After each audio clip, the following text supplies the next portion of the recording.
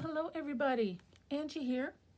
I'm coming on with just a short video for you guys. I was doing some tidying up and cleaning up in my craft room, as I usually do every few days or at least once a week, because things can really get overwhelmed in our craft spaces sometimes, and I'm sure you're more than familiar with that.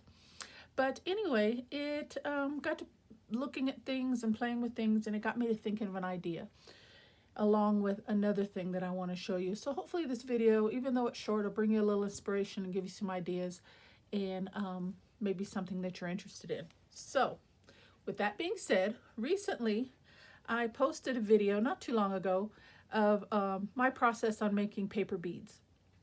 And it's so funny. We all know how the internet works and social media and stuff.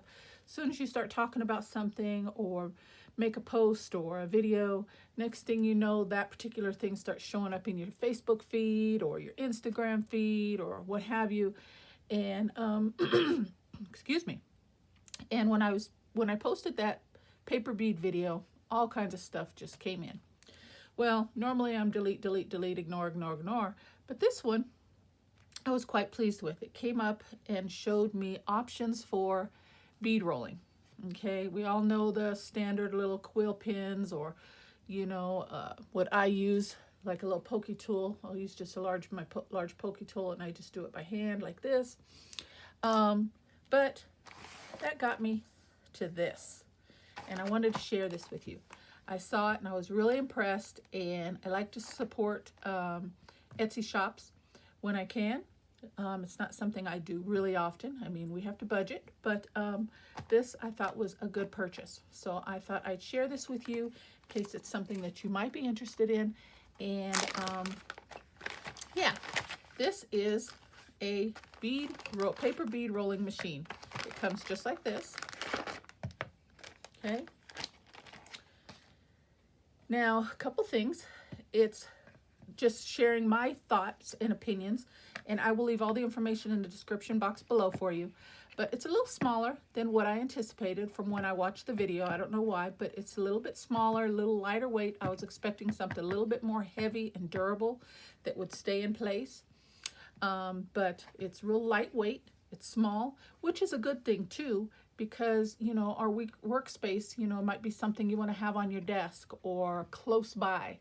You don't want something too big and bulky, but you can have it at arm's reach when you need it, especially if this is something that you hobby and a craft that you enjoy doing frequently. You want to have it close at hand. Okay, so this piece is 3.5 by about 5, 3.5 by 5. Okay, has little rubber feet on the bottom. It is a little lopsided now. Can you see that? Which I don't know really how in the long run if that's going to affect the making. I don't really see it affecting the make of your paper beads, but I don't know. Anyway, and then it comes with this little roller ball here. Okay, I'm going to make one or two with you guys just to show you the process. And like I said, if it's something that you're interested in, check it out. It's on Etsy. Okay, now it came with the little instruction pack that says that you should clamp it down on your workspace that you're going to be working on. I don't have a clamp. I don't plan on clamping it. That's why I was expecting something a little bit sturdier, but nevertheless, I don't think it really interferes with the making of unrolling of our beads. Okay, so yeah, I made a couple just to give it a try, and it comes with an extra pressure plate. It says to use this when you're working with heavy duty cardstock, or if you just want to use both just for extra pressure. And what I guess you would do is you would remove these two screws, pull this plate out, put this one in, and then put the screws back in. And this just applies tension while you're rolling the bead. Okay? So, enough talk. Let's make one. And then I'll show you the ones I made. And I just cut a few strips of paper. Okay? And we're going to get right into this. So what you're supposed to do is put your pin through the hole there and through the next hole and put it underneath your pressure plate. Okay, then we're gonna put our piece of paper in, get it centered, get it straight, and basically just start rolling. Now it does say do not apply too much pressure as rolling. Now I will say another thing. In the video on the Etsy channel, it shows him really lightly just doing this with one finger. I can't. It's flimsy, it's lightweight. It's not gonna, see that? It doesn't work. I have to have it, I have to use both hands, which still is not a problem. Okay, I'm not necessarily saying that's a bad thing, but I have to kind of hold it and turn this way. Maybe it's me, I'm just not that coordinated, I don't know, but it just doesn't work for me. So, and you just turn. I am overall very pleased with this little machine. I think it does make the process somewhat easier. We all know, for those that make paper beads, they're beautiful, they're fun, absolutely gorgeous. We love doing it, but it's not the easiest thing to do. Let's be honest, okay? It's not the easiest craft to do. Okay, now I'm coming to the end, so I'm just gonna apply a little bit of glue at the end and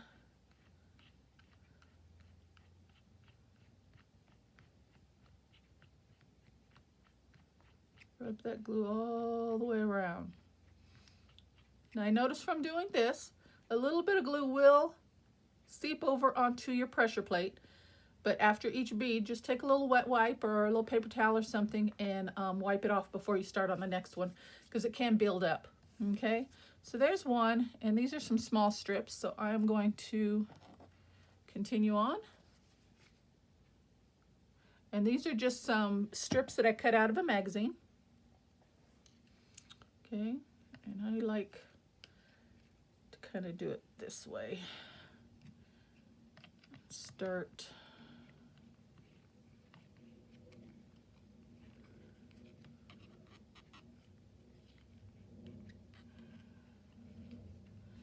I think this is a little bit wide. I cut these rather quickly. I'm gonna snip it down here.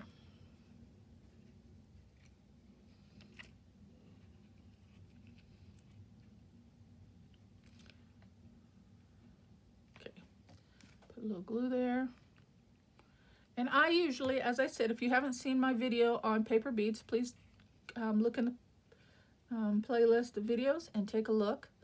If it's something that you're curious about, maybe you haven't done or seen. Okay, and we roll, and I usually, as I was saying, I usually do 3 strips. That's mine, but it just depends on the size and the length of your strips, how big your bead's gonna be. And that's kind of a wide end. I'm gonna snip that off as well.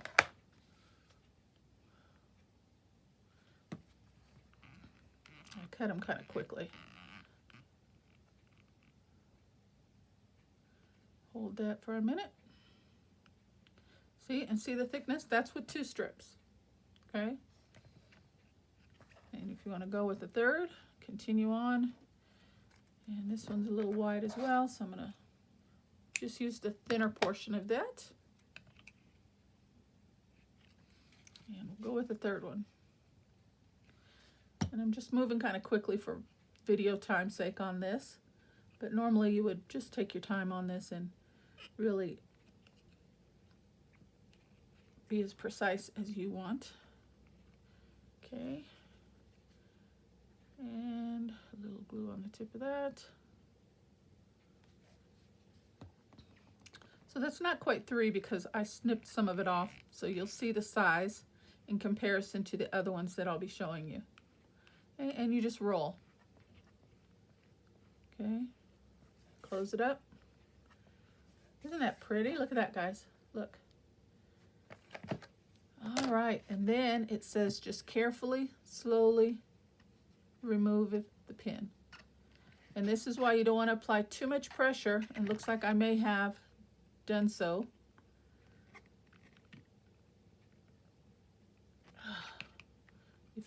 If you're, yeah, see, I ruined this one. We're going to do another one. If you roll it too tightly, and I did this earlier as well. If you roll it too tightly, and I'm just gonna tear it off, it won't slide off of the pin real well. Okay, let's try again. Like I said, this is not the easiest thing to do. It's fun, it's beautiful, but it takes a little work sometimes. Okay, I'm not going to apply so much pressure as I roll. Just let it kind of go and do its own thing. Start with the wider strip first. That's going to create your base and total size of your pin, your bead, I'm sorry. Okay, and I tend to want to pull tight, so I'm trying to be a little bit looser here. Just kind of guide your strip, keep it centered. Okay.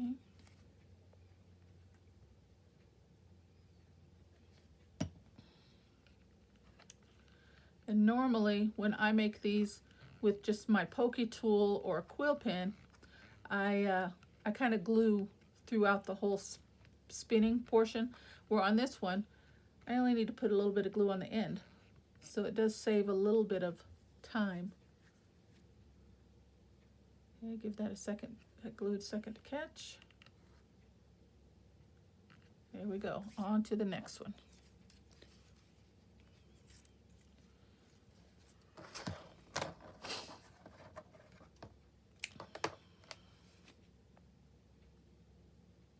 Just put a little glue on the end, and I prefer to, at least with this machine, until I get used to it. It's kind of awkward at the moment. It's only the second time using it, so I'll get faster and it'll become more easy the more I use it. Okay, let that catch a second, and then we can start rolling strip number 2. All right, here we go.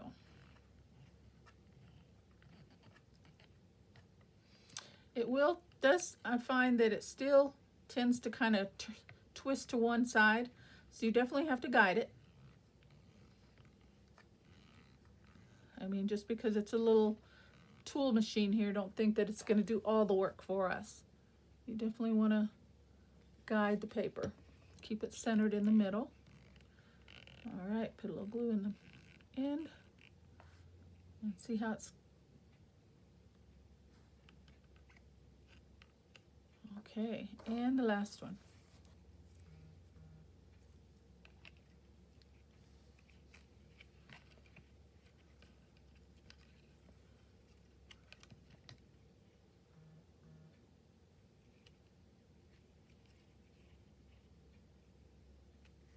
Alrighty, a little glue on the end.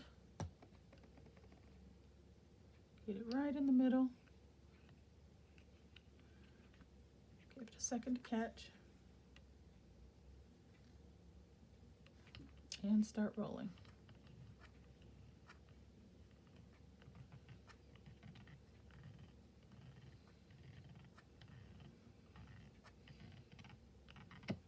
Oops. See, it's a little awkward. But overall, I think it does. I think it's just me. I'm kind of not used to it, that's all. So don't let my mistakes hinder you if this is something you're interested in. It's just a little awkward for me. All right, let's get this wrapped up.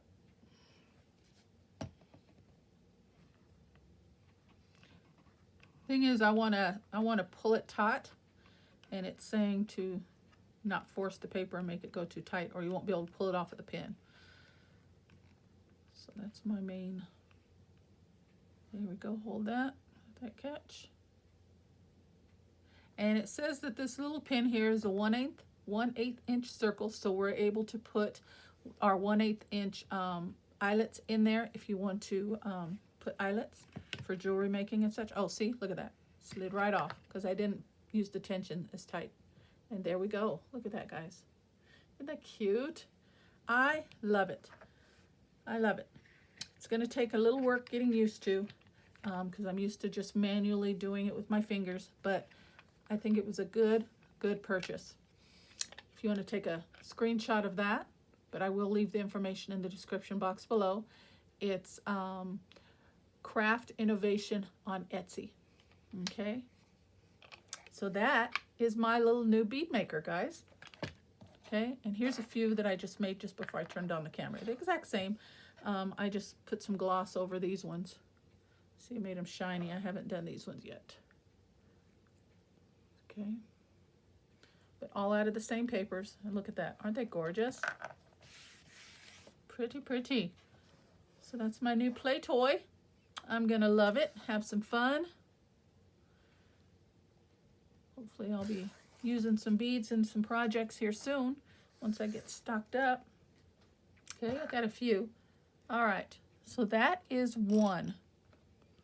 All right, and I have one more idea for you guys. Like I said, I have been cleaning in my craft room, and you know how sometimes, well, I'm going to talk while I'm cleaning this up. You know how sometimes, I'm just going to leave this here. We love our craft spaces and our studios and our craft rooms, whatever you want to call it. But we get a little, maybe, I don't know, at least me, get a little humdrum and we want a little new look, or we want to spruce up our space, but we really can't afford to go out and have have a designer come in and just rehaul the whole craft room. Well, I am here to give you just one little idea that I did and I love, and it just makes me smile every day since I've done it, is you can elevate your craft space and your craft things and make them look pretty at minimal cost. Okay, we all are familiar with the Dollar Tree. Go to the Dollar Tree and get yourself some wallpaper. They have the prettiest designs of wallpaper. You only get one sheet, which I think it's like 9 by 12, 9 by 11 or 11, something like that. You get one like poster board size piece of wallpaper, but they have several choices and they're all beautiful. Okay, these are the couple. As you can see, this has been my favorite recently. This is all I have left, this little scrap, and I refuse to throw it away because it will go on a project somewhere someday. And then I've seen a lot of this wood grain ones on a lot of people's videos. They use them as their desktop when they're working. It's got a shiny finish. It's easy to wipe off if you're working with mixed media, things like that. You might want to cover the surface of your desk or your mat or something, you know, a little small area for you to work, and it's easy to wipe off. But like I said, it's wallpaper. It's got contact paper on the back side where it sticks down. I used some, but I reinforced it with a wet glue because I did not want it to come up, okay, over time. And this is what I did. And this is another design that I am in love with. And I'm going to plan on going back to Dollar Tree and getting some more because I didn't realize I would like it so much, and I want to do my desktop. But here's what I did. I have this little tool box here. You see that? And I took the wallpaper. Let me see if I can. And I just decorated the outside of this box because it was just a wood grain. And I went all the way around. Look at that. I love it. And it just sits right here in the front of my desk. And it looks so pretty. And then I was like, let's keep going. So I have these little these little containers, different sizes. These I purchased from Walmart. They were in the school section when school just started this last year. And you get a set of 4 or 5, and it was like $5. Couldn't beat it. So I got 2 sets of them, and they were just wood grain lids, just like that. And I went over the tops of them with the wallpaper. Look at that, guys. Isn't that gorgeous? I love it. So I did all of those with the wallpaper. Just decorated them. Just give me something a little bit pretty to work with, to look at. Okay? Just to spruce up my workspace, give it a new feel, new look, without spending a lot of money. And I even have a little small light here on my desk. You know, sometimes the overhead light isn't always enough. I'm going to see if I can pull that up and bring that in and show you. Move a few things. But I did, the top of the light. Can you see that? This is my little light with the arm on it. And I did the top of that. I love it. And it just, like I said, it just elevates your workspace, gives a little look. And, you know, I don't know, get a color that you like that goes with your theme in your craft space or something like that. But yeah, I'm going to go back and hopefully I can get a few more sheets, and I'm going to do my desktop. And like I said, it's easy. It can wipe it down, especially when you're working with mixed media. Just take a damp cloth and clean off, because I have, let me show you, this type of wood top here. And I've already gotten a few splatters of ink and paint on it that absorbs into the wood and won't come up. So yeah, I'm going to cover my desktop. So that's going to be a fun project for me.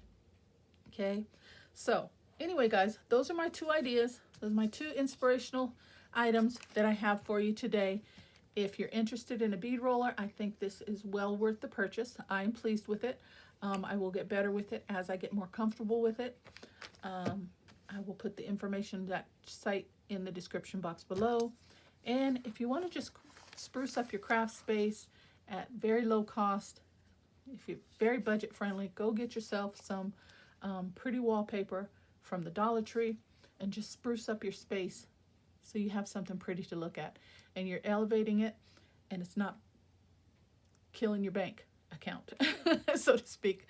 Okay? Well, I hope you guys like the inspirational video today. I hope you guys like my ideas. Hope you guys found something of value.